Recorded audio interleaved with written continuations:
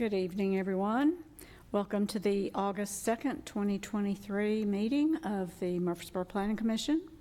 We will call the meeting to order. We do have a quorum present tonight. I did not see anyone that signed up for public comments tonight, so we'll move on to the minutes. We need to approve minutes of the July 12th, 2023 and July 19th, 2023 Planning Commission meetings. Does anybody have any additions, corrections, or need any further discussion on those minutes? Hearing none, I make a motion we approve the minutes. Second. Motion and a second. All in favor state aye. Aye. Any opposed? Okay, public hearings. We have one public hearing tonight. It is the proposed amendment to the zoning ordinance regarding the maximum height of structures and pertaining to the following sections. Section 25, the temporary and accessory structures and uses. Section 31, wireless telecommunications towers and antennas.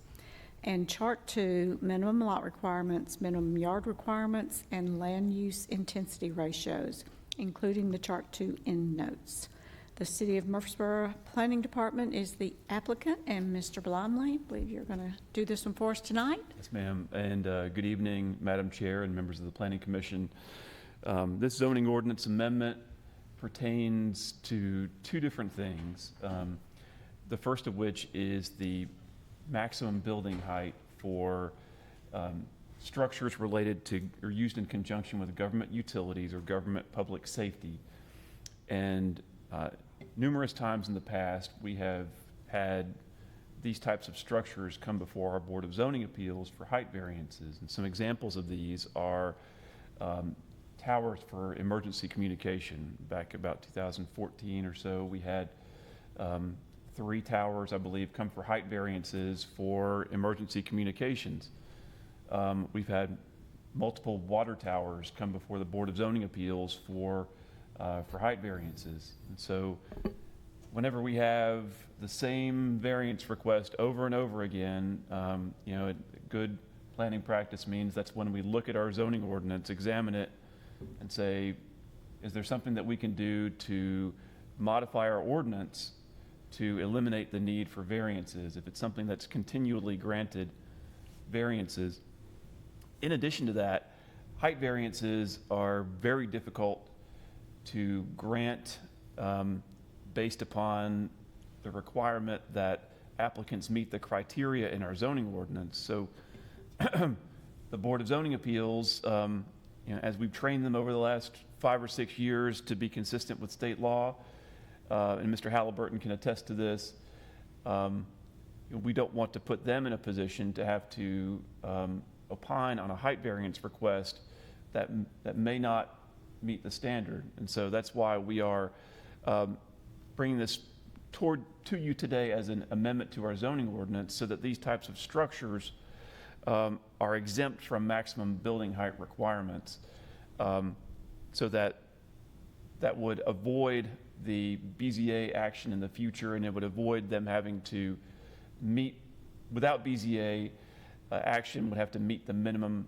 height requirements in that zoning district. So say, for example, a emergency communications tower is needed in a residential zone.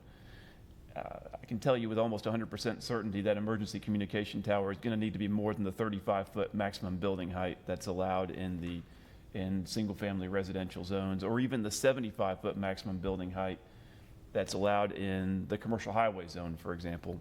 So this proposed ordinance amendment would exempt those types of structures from our maximum building height requirements because it's staff's position that these structures provide a public good to the community, and that the exemption is warranted for those types of structures. Really, the only other option other than a variance would be to rezone the property as a planned development. And as I mentioned in my staff comments, rezoning property can be time-consuming and provide little overall benefit other than allowing for a taller structure. The other aspect of this zoning ordinance amendment is with regards to telecommunications towers. So right now, a telecommunications tower that wants to locate in the city of Murfreesboro is allowed by special use permit in all zoning districts. In addition to the applicants requesting a special use permit, they also request a height variance from the Board of Zoning Appeals. Now, when applicants apply for a special use permit, the criteria, the Board of Zoning Appeals is on pretty solid footing for the criteria when they're reviewing a special use permit. But as I mentioned, a height variance, it's a little bit difficult to meet the criteria in the zoning ordinance for a variance when we're talking about a height variance. Plus, in addition, the federal government has recognized the public benefit that these facilities provide. Thus, federal law prohibits local governments from regulating towers in a manner that prohibits or has the effect of prohibiting the provision of personal wireless service, because that's based on a federal position. I needed to make sure that I used the language that Mr. Hankins provided for me. But with that being said, the Board of Zoning Appeals still has the ability to regulate the height via the special use permit process. The board can place reasonable conditions on its approval of special use permits. So if someone requests a 150-foot tower, and for whatever reason the board feels that only a 130-foot tower is appropriate based on the context of the area around it, the board can still condition approval of the special use permit on reducing the height of the tower. So it doesn't take away the board's ability to modify the height that's requested of a cell tower. It just takes that and puts it away from the height variance category into the special use permit category, which the board has discretion under the special use permit to adopt reasonable conditions. So with that being said, we'll need to conduct a public hearing on this matter tonight and then formulate a recommendation to the City Council. I'll be happy to answer any questions that you may have regarding this proposed amendment. Okay. Anybody have any questions? Is the Chart 2 piece, the minimum lot requirements, is that something different, or is that included in this motion? No, so that's just the title of Chart 2, minimum lot requirements, minimum yard requirements, and land use intensity ratios. And so Chart 2 is just, and if you look in Section 3 of the actual ordinance, it's just adding some superscripts and adding a couple of end notes. Okay. So, but basically, It has to do with what you've already talked about. Exactly. Okay, thank Exactly. you. Okay. Any other questions? No other questions? We will open the floor for public comments. We'll have for our public hearing tonight, I wasn't going to go through my whole spiel. I'm not seeing a lot of people out here that are going to want to get up and speak tonight. If anybody would like to get up and speak, the public hearing is now open, and I will add a few instructions if I see you come up to the podium. Somebody sneak in at the last minute. I see you. I see you. Watch out, I'll call you up here. Yeah, at least you're awake.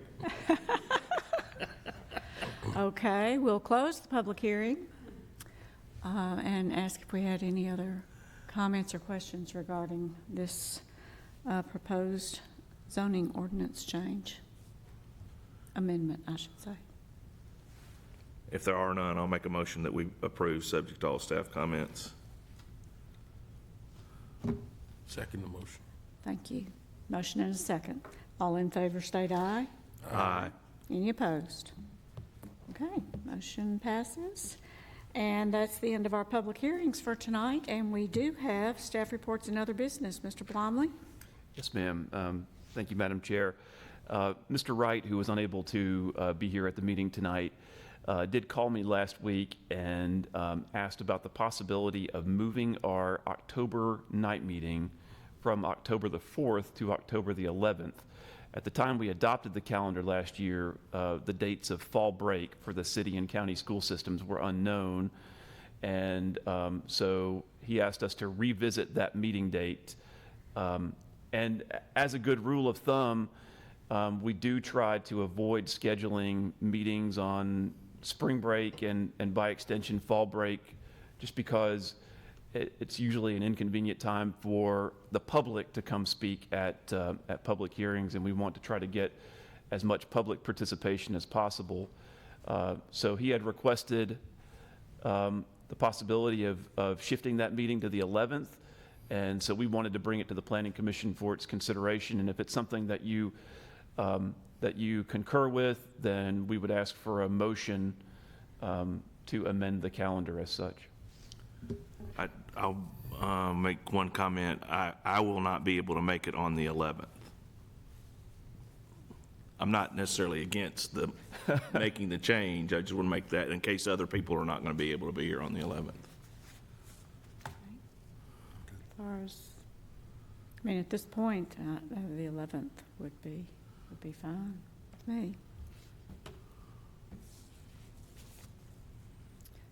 So, if anybody else, we don't have any other conflicts, then maybe it's best if we go ahead and ask for a motion to move the October 4th meeting to October 11th. So moved. Is